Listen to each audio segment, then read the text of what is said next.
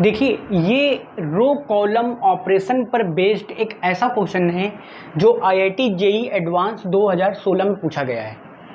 देखिए, डिटर्मिनेंट का ये जेई लेवल की प्रॉब्लम है जो कि बोर्ड में कभी भी आ सकती है। ये क्वेश्चन इतना आसान है कि इतना कठिन भी नहीं है जो आपको कभी बोर्ड में ना पूछे, पर आपको आना चाहिए। प्रॉपर्टी का अच्छा यूज आना चाहिए, क्वेश्चन भी आना चाहिए आपको, ठीक है।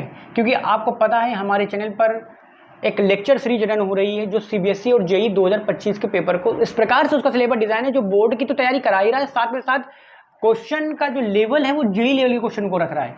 आपकी एनसीईआरटी तो अपने आप कवर हो जाएगी और साथ ही साथ आप कठिन लेवल के क्वेश्चन भी को भी लगाने की प्रैक्टिस आपकी हो जाएगी। चलिए आते हैं हमारी इस प्रॉब्लम आईआईटी जेई एडवांस 2016 पर।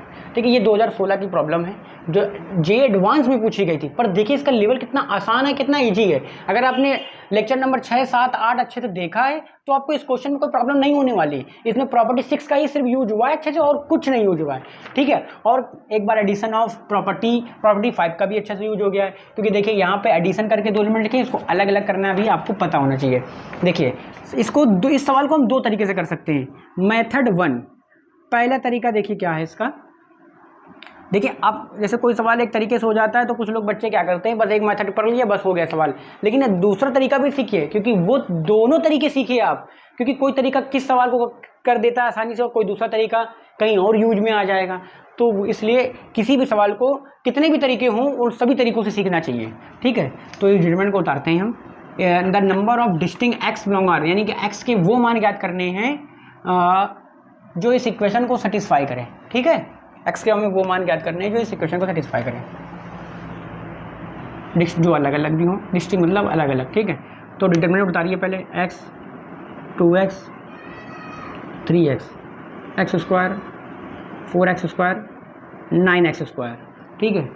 और 1 plus x cube 1 plus 8x cube 1 plus 27x cube, ठीक है। 27x क्यूब लिखा है ये, ठीक है, बराबर 10 लिख दे रहे भाई सही से, 27x क्यूब, ठीक है, बराबर 10।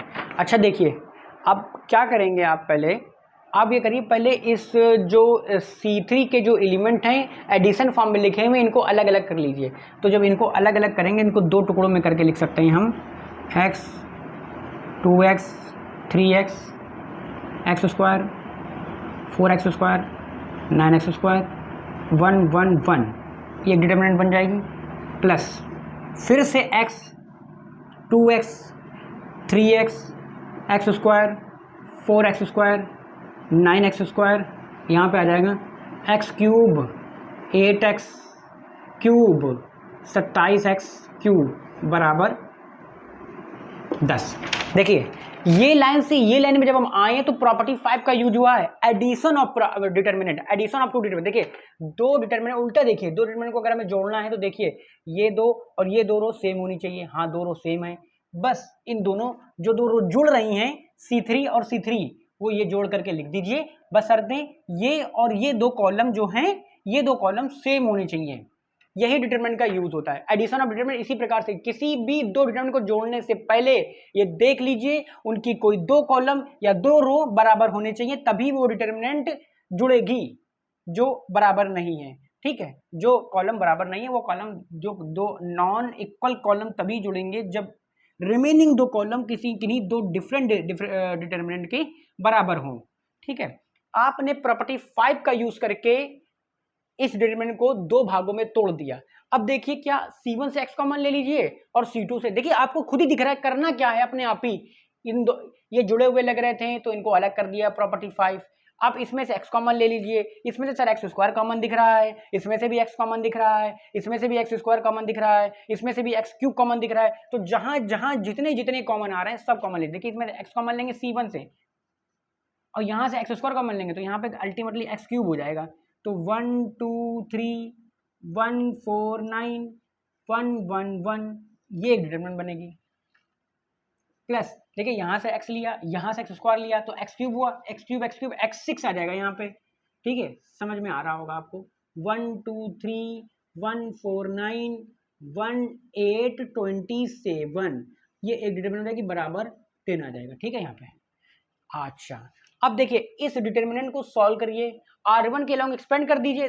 देखिए ज्यादा कैलकुलेटिव डिटर्मिनेंट नहीं है ये, तो इसको हम ज्यादा यहाँ पे प्रॉपर्टी लगा करके जीरो बनाने की आवश्यकता ना करिए, डायरेक्ट एक्सपेंड कर दीजिए। यहाँ पे डायरेक्ट एक्सपेंड कर दीजिए, क्योंकि यहाँ पे इतने लंबे कैलकुलेशन नहीं हो, इतना लंबा गुणा भाग नहीं होगा। 3 और 4 का होगा, 9 का 2 में होगा, 8 का 7 में होगा, तो ये आप कर सकते हो बिना प्रॉपर्टी लगाए, इसको एक्सपेंड कर देंगे, इतना ज्यादा लंबा नहीं होगा। हम यहाँ पे डायरेक्ट इसका आंसर लिख रहे हैं कि इसको एक्सपेंड करने के बाद इसकी वैल्यू क्या आई होगी। अच्छा एक्स क्यूब देखिए यहाँ पे एक्स क्यूब, इसकी वैल्यू क्या आई होगी, इसकी वैल्यू आई है 2, ठीक है। इस डिटरमिनेंट को सॉल्व करिए, इसकी वैल्यू आएगी 2, ठीक है, प्लस x6 लीजिए, और यहाँ पे इसको अगर हम डिटरमिनेंट को सॉल्व करेंगे तो इसकी वैल्यू आएगी 12 बराबर 10। तो मेरी ये फाइनली इक्वेशन बन जाएगी इक्वेशन नंबर 1। ये एक मेरी इक्वेशन बन जाएगी x cube into 2 plus x6 into 12 बराबर 10। ये मेरी एक इक्वेशन बन जाएगी एक्स क्यूब इंटू 2 प्लस 12, ठीक है। अब इसको हम थोड़ा सा मिटा रहे हैं कि ना मिटा रहे, जगह तो नहीं है। अब अगर हम एक्स क्यूब को टी मान लें थोड़ी देर के लिए, अगर हम लेट एक्स क्यूब को टी मान लें तो एक मेरी क्वाड्रेटिक इक्वेशन बन जाएगी। देखिए किस प्रकार से, 12t² प्लस 2t माइनस 10 बराबर 0, 2 से भाग कर दीजिए, 6t² प्लस t माइनस 5 बराबर 0। इसके फैक्टर कर लीजिए, 6t² 6t माइनस का 5t माइनस 5 बराबर 0, 6t कॉमन ले लीजिए, t प्लस 1 माइनस का 5 कॉमन लीजिए, t प्लस 1। अब ये एक फैक्टर करना आपको आना चाहिए, ये डिटर्मिनेंट का हिस्सा नहीं है, इसलिए इसमें हम थोड़ा ज़्यादा ध्यान नहीं दे रहे हैं। तो t बराबर रहेगा जाएगा माइनस का 1, और एक t बराबर रहेगा 5/6, चूँकि t की वैल्यू क्या है, एक्स क्यूब है बराबर माइनस का 1, और यहाँ पे एक्स क्यूब बराबर 1 आ जाएगा 5/6। यहाँ पे यहाँ वैल्यू देखिए, एक्स क्यूब बराबर आ जाएगा एक माइनस का 1, और एक एक्स क्यूब बराबर आ जाएगा 5/6, ठीक है, 5/6, ठीक है। अच्छा क्यूब बताएगा तो यहाँ पे क्यूब रूट ऑफ आ जाएगा -1, और यहाँ पे आ जाएगा क्यूब रूट ऑफ 5/6। तो अब आप यहाँ पे ये देखिए, अब आप यहाँ पे देखिए, एक तो ये आंसर आ जाएगा और एक x का मान ही आएगा। कुछ लोग यहाँ पर बस देखिए, तभी तो ये जेईई में क्वेश्चन पूछा गया है। अक्सर लोगों के मन में यहाँ पे कंफ्यूजन रहेगी कि सर ये रूट के अंदर निगेटिव आ गया, ये तो इमेजिनरी नंबर हो जाएगा, तो ये तो रियल एक्स होगा नहीं, तो इसलिए इसका नंबर ऑफ डिस्टिंक्ट एक्स जो होंगे, जो रियल होंगे, ओनली 1 आंसर करके टिक करके चले आएंगे जेईई के पेपर में, ठीक है, जो कि ये गलत होगा। ये भी रियल नंबर है, ये भी रियल नंबर है। आपको स्क्वायर रूट ऑफ एक्स की डिफिनेशन नहीं पता है। हम देखिए, जब यहाँ पे इवन रूट होता है, जो इवेंथ रूट ऑफ एक्स होते हैं वो यहाँ पर नंबर जो पॉजिटिव, ये सिर्फ ओनली पॉजिटिव के लिए डिफाइन होते हैं, लेकिन जो ऑड रूट ऑफ एक्स होते हैं, ऑड रूट ऑफ एक्स, वो निगेटिव पॉजिटिव दोनों के लिए डिफाइन होते हैं। जब हम बेसिक मैथमेटिक्स के लेक्चर सीरीज आपको पढ़ाया था, उसमें हमने बताया था इवेंथ रूट ऑफ एक्स और ऑड रूट ऑफ एक्स का क्या मतलब होता है।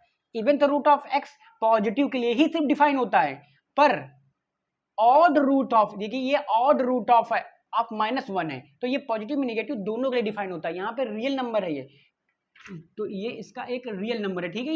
ये इमेजिनरी नंबर नहीं है, क्योंकि इसको जब सॉल्व करेंगे तो x बराबर -1 एक आंसर निकलेगा, क्योंकि जब जैसे मान लीजिए एक्स क्यूब बराबर -1 आया है, आप उसको उधर कर लीजिए, एक्स क्यूब प्लस 1 बराबर 0 आ जाएगा, तो a cube plus B cube का फॉर्मूला लगा देंगे, x प्लस 1 एक ब्रैकेट में, और यहाँ से ये दूसरे ब्रैकेट से इमेजिनरी नंबर निकलेगा, तो x बराबर -1 अल्टीमेटली एक आंसर निकल रहा है ना मेरा, तो x बराबर -1 एक अल्टीमेटली आंसर निकलेगा, जो कि इमेजिनरी नहीं होगा, रियल होगा एक ये। यानी इस आंसर का जो सोल्यूशन होगा, 2 डिस्टिंक्ट सोल्यूशन होंगे जो रियल नंबर होंगे और इस इक्वेशन को सेटिस्फाई कर रहे होंगे। देखिए ये कितनी शानदार प्रॉब्लम थी, इसमें रो कॉलम का ऑपरेशन का बहुत अच्छा यूज हुआ है, और प्रॉपर्टी 5 का भी अच्छा हुआ है। इसी प्रकार के क्वेश्चनों को जानने के लिए और अपनी जेईई लेवल के बेस को स्ट्रॉन्ग करने के लिए हमारे चैनल से जुड़े रहिए। तब तक के लिए धन्यवाद।